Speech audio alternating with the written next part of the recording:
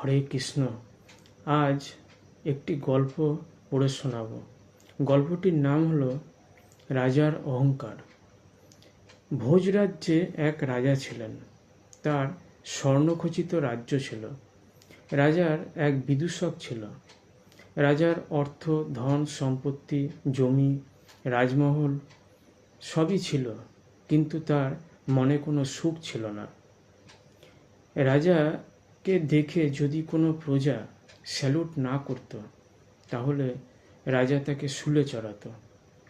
রাজার মনে এতটাই অহংকার, কিন্তু রাজার কোনো শান্তি ছিল না। ওই রাজ্যে এক ফকির বাস করত। সে প্রতিদিন যেটুকু কাজকর্ম করত, তাতেই তার কষ্টে সৃষ্টে সংসার চলত। দিনের শেষে সন্ধ্যায় ওই ফকির বিভিন্ন মঠে মন্দিরে ভগবানের কথা শুনতে যেত। তারপর রাতে ঈশ্বরের পূজা করার পর যৎসামান্য খেয়ে সে ঘুমিয়ে পড়ত। পরদিন আবার সূর্য উঠলেই তার কাজকর্ম শুরু হতো। একদিন ওই রাজা রাজপথ দিয়ে চলে যাচ্ছেন, আর ওই ফকির ওই রাজপথে রাজাকে দেখতে পায়, কিন্তু কর্মব্যস্ততায় ফকির রাজাকে কোনো স্যালুট করল না। এতে রাজা খুব ক্রুদ্ধ হলেন এবং বুঝলেন যে ফকির তাকে কোনো সম্মান জানায়নি। তখন রাজার পাশে বসেছিলেন বিদূষক। রাজা বিদূষককে বললেন, ওহে বিদূষক, এ কি কাণ্ড ঘটল? ওই যে একটা ভিখিরির মতো পোশাক পরা লোকটা হেঁটে চলেছে, ও কে? বিদূষক তখন রাজাকে বলল যে বোধহয় কোনো ভিখিরি হবে। দেখলো তো মনে হয় কোনো চালচুলো নেই। কেন মহারাজ, কি হয়েছে? রাজা তখন বেশ রাগান্বিত হয়ে বলল যে আমাকে কোনো সম্মান জানালো না, সেলুট জানালো না। তুমি আগামীকাল রাজদরবারে ডাকবে তো ওই ফকিরকে। বিদূষক রাজার কথা মতো ফকিরের বাড়িতে গেল এবং ফকিরকে গিয়ে বলল, রাজা তোমায় তলব করেছে, তুমি রাজাকে সম্মান করনি তাই। ফকির তখন আশ্বস্ত করল বিদূষককে, বলল, আমায় কটা দিন সময় দিন, কয়েকদিন পরে রাজদরবারে যাব। একথা রাজা জানতে পেরে লাঠিয়াল দিয়ে ওই ফকিরকে তুলে নিয়ে আসে রাজদরবারে। ফকির হাত জোর করে বলে, মহারাজ, আপনি আমায় ডেকেছেন কেন? রাজা তখন বলল, আমার দিকে দৃষ্টি নিক্ষেপ না করে তুমি গতকাল আমার রাস্তা কেটে চলে গেলে। এত তোমার আস্পর্ধা! জানো আমি তোমাকে কি করতে পারি? তোমাকে আমি শুলে চড়াতে পারি।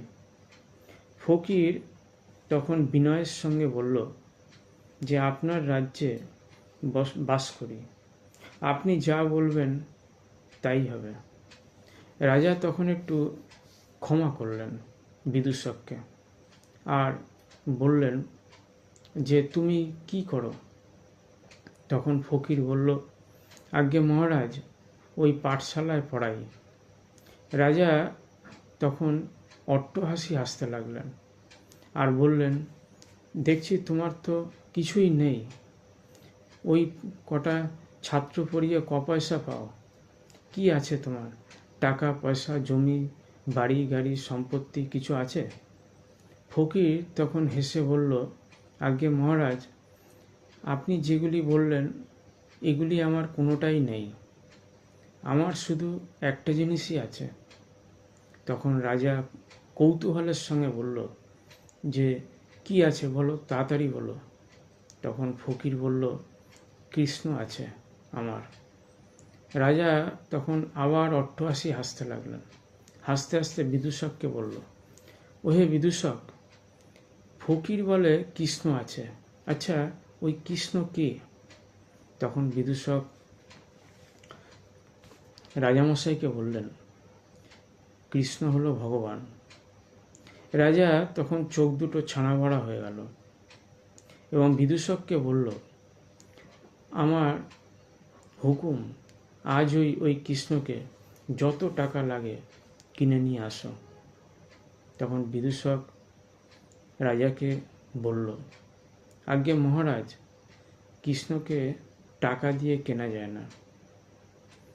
রাজা তখন বিচলিত হলো, বেশ কিছুটা হতাশ হয়ে পড়লেন এবং তারপর বিদূষককে বললেন, তাহলে এখন উপায়? আমি কি ওই ফকিরের কাছে হেরে যাব? তুমি যত টাকা লাগে চেষ্টা করো। বিদূষক রাজার মুখের দিকে তাকিয়ে বলল, মহারাজ, দেখুন, ভগবান শ্রীকৃষ্ণকে যদি আপনি পেতে চান তাহলে আপনার 4টে জিনিস লাগবে। এই 4টে জিনিস কি কি? তখন বিদূষক বলল যে ভক্তি, প্রেম, শ্রদ্ধা আর কোমল হৃদয়। তখন রাজা বুঝতে পারল যে তার মনে যে অহংকার ছিল সেটা বৃথাই। সে কান্নায় ভেঙে পড়ল।